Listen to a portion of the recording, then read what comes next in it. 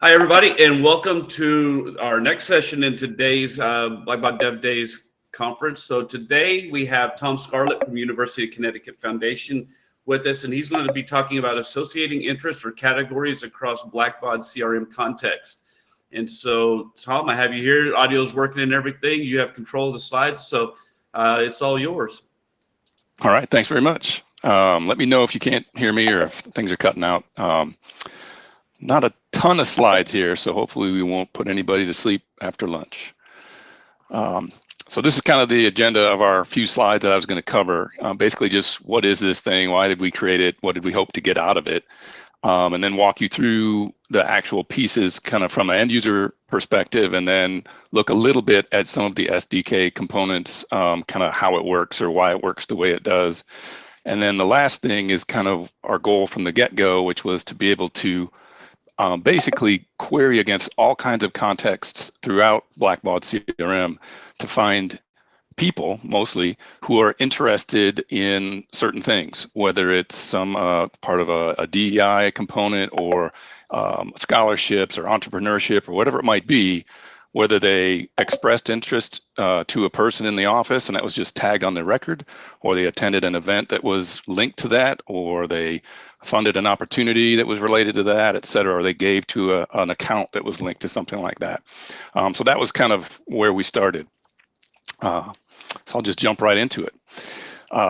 The very first reason we started going down this path was we needed to tag a lot of accounts with DEI information to support things like how much money have we raised for DEI and at what categories. And the request came through basically specifying that this needed to be a hierarchical list of categories or interests. It couldn't just be a flat list. So that was one of the reasons we didn't look at attributes because they don't have that hierarchical relationship that we wanted. Plus, the more we thought about this, the more we decided, you know what, this is going to have to go beyond just designations or accounts. It's got to support other things, and not just DEI, but also some athletics requirements, campaign funding areas. We have a new university president coming in, and we knew she would have areas that she wanted us to focus on, and we would need to be able to report across all these different contexts in any of those given areas. So we kind of took a step back. We knew we needed this hierarchy. We knew we needed to provide the ability to have any unlimited number of interests or codes associated at any of these contexts. And we needed to be able to group them by these broad categories of DEI or athletics or university priorities and things like that. So that's kind of where we started. And then we realized quickly we had to expand this beyond just designations and accounts. We needed to track this for constituents, for calendar entries, events, and opportunities and interactions. And for folks out there who have used Blackbaud CRM, there isn't anything, at least not that I'm aware of, that cuts across all of those areas. Attributes are kept by group. So technically we could set up this same number of codes for different category groups, but we didn't want to do that. We wanted to have one bucket that we could kind of be consistent with throughout the whole product and attach that throughout the product and still be able to report on it. So that was kind of the parameters under which we were operating when we kind of architected this thing to begin with. What we came up with, and I'm going to show you two pieces. This is kind of the management page where we take care of the hierarchy itself and what are all those different interests or categories that we want to track. And we started off with these four buckets that you see in the screenshot: the university priorities, athletics, DEI, and women in philanthropy. And each of those can be expanded any number of levels. And the DEI one itself, I think, has 50 or 60 sub-levels and sub-levels to, I think, up to 3 or 4 indented levels within there. The context columns that you see on the right side with all the green check boxes, that came as an afterthought. That was not there originally. And the reason we added this feature was to enable kind of the administrators of all these codes to be able to go through anywhere in that hierarchy list and decide, should this one specific item show up in which of these pick lists throughout the different contexts. So for instance, we had a need to not go as deep for opportunity interests into this hierarchy. They wanted to go maybe just one indented level deep of codes, but not 3 or 4 levels deep of these codes. So that was why that came about. And I know it looks kind of strange because they're all checked here, but when you expand all of the codes, you see that there are a number of them that are included for some contexts, but not others. So that allowed us to create simple data lists behind our pick lists on the forms to limit each pick list by context, all pulling from the same bucket, but we can control kind of which ones show up where through this UI. This is another screenshot where I've kind of expanded a few of these things so you can get a better sense of what that hierarchy of codes and interests looks like. And I've got a couple screenshots where I've added some of these codes to a particular item. And you can see underneath DEI, for instance, there's maybe 8 or 10 different subcategories. Underneath socioeconomic, there are 2 entries, one for financial need and one for first generation. So that just gives you an idea of what this looks like and what's behind this. Once we created all of these codes, and that wasn't me, that was a panel of people that want to use this data, they basically mapped out what all these DEI codes were to begin with.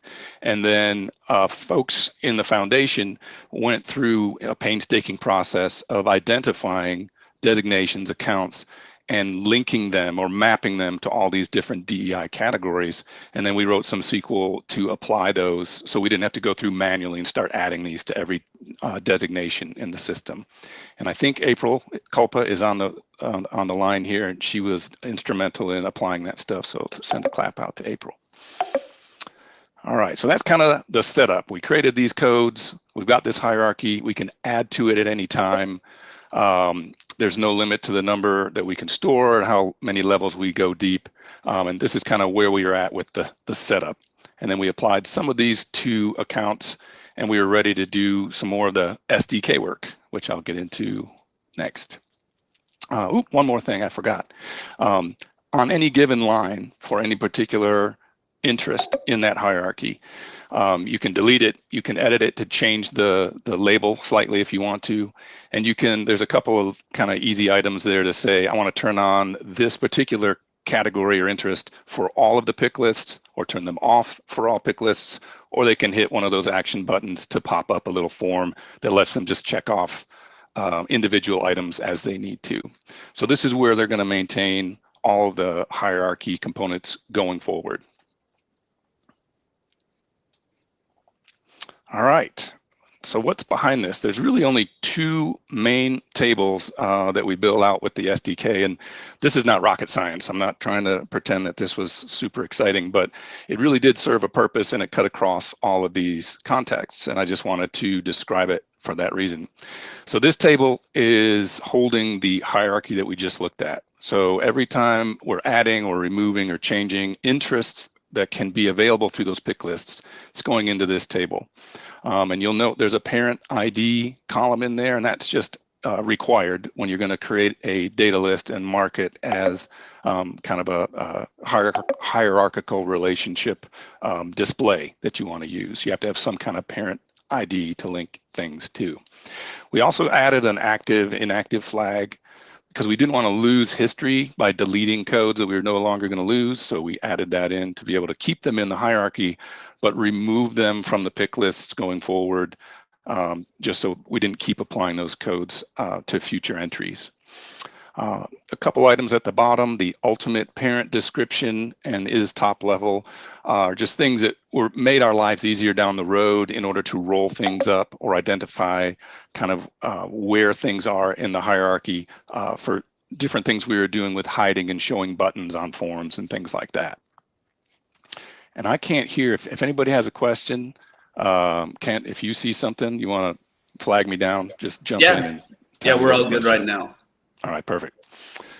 The second big table is kind of where do all these things go if you want to associate a particular interest with one of these contexts, whether it's a constituent or a calendar item or a designation, et cetera. And on the left or the right-hand side, you'll see the list of the actual tables, the context tables within CRM, where we've kind of established these links to possibly add items. And once you go to one of those rows, like say I'm on a constituent record and I say, oh, I want to add some interests that Tom has expressed interest in. So I go to my record, I go to the data list where we've added, where they're tracking what interests each person is connected to. I hit add. When I save that, the context ID is the constituent I was looking at when I added the record. So for a constituent, it would be the constituent ID, and the context table name would be constituent. If you went to an account, a designation, and you said, ooh, I want to associate some DEI codes, maybe 3 or 4 different DEI codes with this particular designation, the context table name would be designation level, and the context ID for all of those entries would be the designation level ID that they were adding to. So this table is going to end up having links to all those different contexts, all stacked on top of each other in one table. And I'll talk about kind of one of the benefits of doing it that way in just a second. But I did also want to highlight this user assigned code, which was an enumerated field. It's just basically, was this a user assigned entry, or was it something that we called a hierarchy entry? So going back a few slides when I was showing you some examples of those items broken out, you can see if I picked one of the kind of lower level codes, we wanted a way to be able to easily query against those contexts by that code that was entered, or any of those parent levels working all the way back up to the kind of the highest level in that code category. And I'll show you an example of that on the screen in just a second. Here it is right here. So this is an account screen. We've got some custom items in the header and things like that, but we've added a new section to the attributes tab. We called it classifications and interests. So you can see at the bottom, I've added 4 different classifications or interests for this one account. And you can see the third column in my list says interest hierarchy. So it shows you the complete list of all the hierarchical components. They're all under DEI. The first one is under ethnicity, and under that is minority unspecified. The second one was DEI, a separate subcategory called gender and sexuality, and under that, female. And then the last 2 were both under DEI, socioeconomic, and then they had 2 different codes. So those are the ones that were manually added or user added. Again, to be able to easily query against items farther up in the chain of those hierarchical values, we needed some other way to track this. So if I was doing a live demo, and I'm sorry I'm not, I could open these filters, which is open on the screenshot, and I can check the box that says include hierarchy parents and click apply.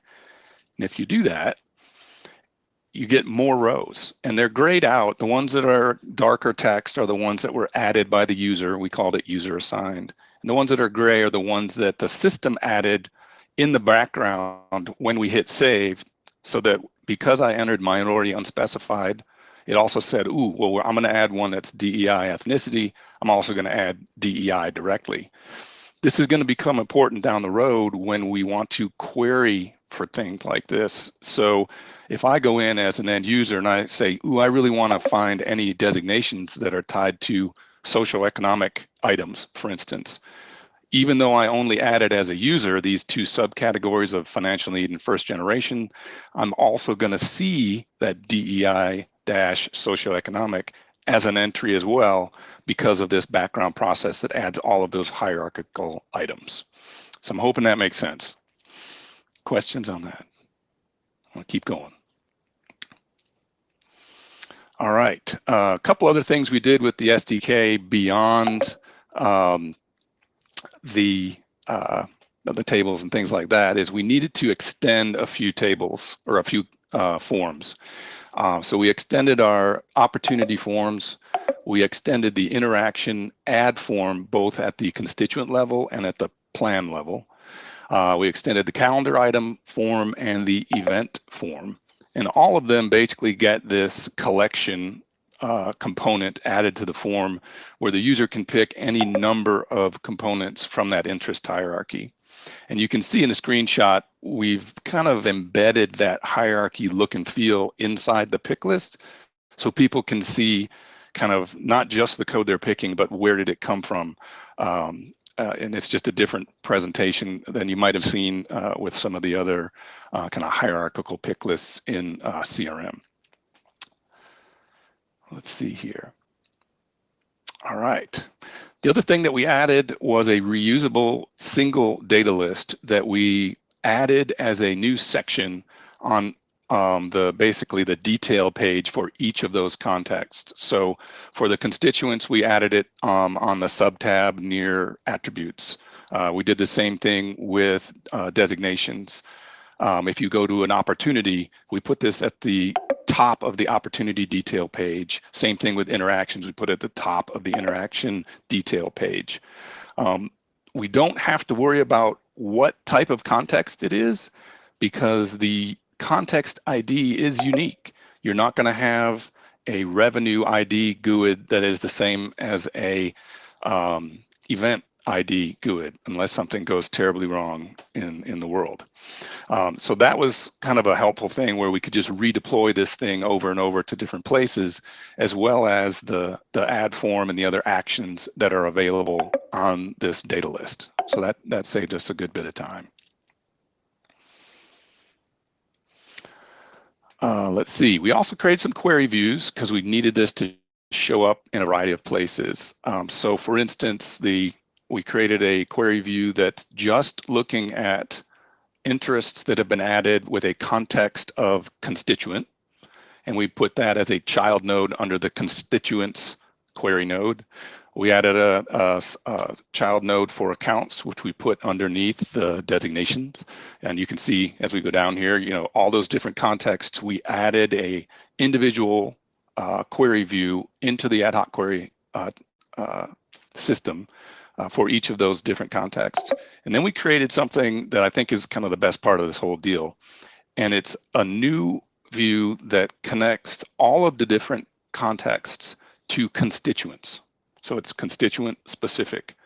So even though we might have added thousands of codes to hundreds of accounts in the system, anyone who gave to one of those accounts is now going to get related to all of the codes associated with that account.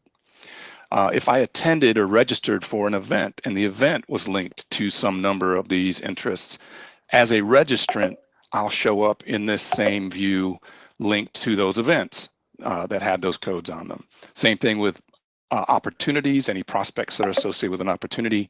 For interactions, we grabbed prospects or constituents linked as participants or targets of that interaction, and then anyone who's involved in the kind of the segment behind a calendar item. So that was the most tricky thing, I think, to kind of put together and make it work well, but I think that's going to be the thing that we really use the most in the system. What does that look like? Right now, we've got about 2.5 million views in this constituent-based query view. And again, this is crossing all those different contexts. That's a pretty boring screenshot right there. This is a shot of the view itself and how it shows up in the ad hoc query tool. We called it Yukon constituent hierarchy interests. The user can pick from a variety of columns there, the table, the context value. If there is a friendly identifier, for instance, if you're looking for revenue from a constituent tied to an account that has these values, you can, if you pick friendly identifier as one of the output fields, you'll get the revenue ID, rev dash, whatever it might be, et cetera. And you can limit that to only the codes that were assigned to that particular context, or include all of the hierarchy parents if you want to do your searching that way.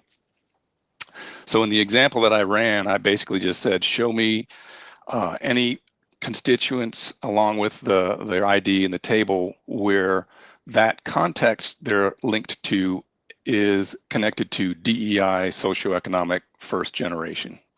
And what came out of that was 672 records Some of them are constituent level links. Some of them are designation level links because people have given to those accounts that are linked to that socioeconomic hierarchy interest. This is what I think people are going to use the most, like I was saying, whether that's prospecting, looking for people to invite to an event, looking for interests for particular funding opportunities or marketing efforts, or setting up new caseloads for particular fundraisers that are going to work on specific university needs and things like that. We're really not sure kind of how this is going to work. We've just rolled it out recently, so I can't say we've been doing this for a year and we've noticed that we've doubled our giving because of this. No, I'm not going to say that, but I hope that we are going to see some better targeted engagement across the board by being able to go back and associate this data at very low levels around the organization, and then be able to report on it and group by it and kind of give that back to the end user once we've spent some time adding some more data. What's going next? And then we're done here. We have a lot of different departments working on keywords and things to help identify accounts related to some new priorities that are emerging that are campaign related. So we'll be doing some more mass assignment of designations. We're also going through all of the events, kind of going back historically and identifying codes that should be retroactively assigned to events. So we're kind of manufacturing our own history from a registrant point of view, which will be helpful. And like I said, the account and the constituent context have been in production for a while, but we're just now moving the interests and the interactions for interactions and opportunities into production and doing some training and getting the fundraisers up to speed on being able to add and edit those themselves. That was it. That was a quick one. Any questions? How many people? There's a few that's been in here. Okay. Lisa's been jumping in and answering them, talking about things like. Great. I should have mentioned Lisa. Thank you, Lisa. Yeah, Lisa's in here answering some questions, asking what the timeline was from idea to rollout. I guess one of my questions on that was the DEI one your first one, or was it second or third, or how far into the kind of this building this process was the DEI effort for you? Yeah, the DEI was very first. The Okay. DEI was the very first hierarchy. That was the only thing we had in the hierarchy to start with. And then attaching that to designations was the first kind of context point. And from there, we said, ooh, we need to do this for constituents. And I think that was the second one. And then we did calendar items, events, interactions, and opportunities. A lot of people definitely in the chat were pretty amazed by this data assimilation and what you did here. It was. I'm sitting here. Great. I'm not really a data nerd. I'm more in the design stuff of all my 20 years in nonprofit, but data is still pretty cool to me, especially when you can assimilate like that. Have you learned anything from this as far as building on scalability right out of the gate that you may be bumping up against already, or are you already looking at your next project or something you're wanting to utilize this method for? Yeah, I think we so far I've been pretty happy with the scalability because we went that route with the context is part of the embedded lowest level of the table. So we don't have a bunch of different tables for different contexts. It's all in one place. And we haven't really bumped up against a limit for that yet. And I know somebody had asked, I think in one of the questions above, what was the time to roll this out? The first bit was done in a couple days just to kind of proof of concept. And then over time, when we realized we needed to expand this to all those different contexts, we remembered, because we've been live since 2013, oh yeah, remember we customized all those opportunity ad forms and all those interaction ad forms and et cetera, et cetera. So the list got longer. And then we had to, oh yeah, we created custom UI models. Oh yeah, we've got custom HTML forms on these too. So that added to the time as far as some of the ad form integration. But I think overall, just to get that first proof of concept up, it was literally just a few days. Perfect. Right. Yeah, I know. It looks like Tana is asking for a recommendation on a consultant. And if you want more information about how this works or how we're using it, There's Lisa Carter, who is online right now. She's one of our business analysts, and she was the main brain behind kind of helping map out and decide on what the user needs were. If you want to talk to an SDK type person, then you can give me a call, or April. She's also on as well. And I can, if you guys email me with any questions, I can send you to the correct person at UConn. And we're happy to share code on any of this stuff if anybody is interested. That's what we really like to hear. I'm a code swiper. Nice. And a lot of over my career, I have a lot of smarter people that made me look really good. So I know that's always loved. Yeah. So if you're looking for Tom, I guess Tom, I don't know if you have your settings set up where people can find you here in the conference or anything, or message you direct, but definitely feel free to reach out to Tom, Lisa, and I think April was your other teammate that is here. Yes, April Culpa. Yep. Yeah, and so definitely be sure to reach out to them. Unfortunately, this session is supposed to end at 1:40 our time, and then like the next one starts in 5 minutes. So I know this is a quick change for everybody, but Tom, thank you. This is amazing stuff. This is really cool stuff to dive in and see this level of interest in categorizing people in that level. So thank you for putting in the time to come in and share this. Awesome. It looked really, really good. Great. Thanks, everybody. Send me an email. I know James and a couple other people I didn't get to answer your question, but happy to respond through email. All right. Perfect, Tom. Appreciate it. Have a great rest of your conference. Thanks very much.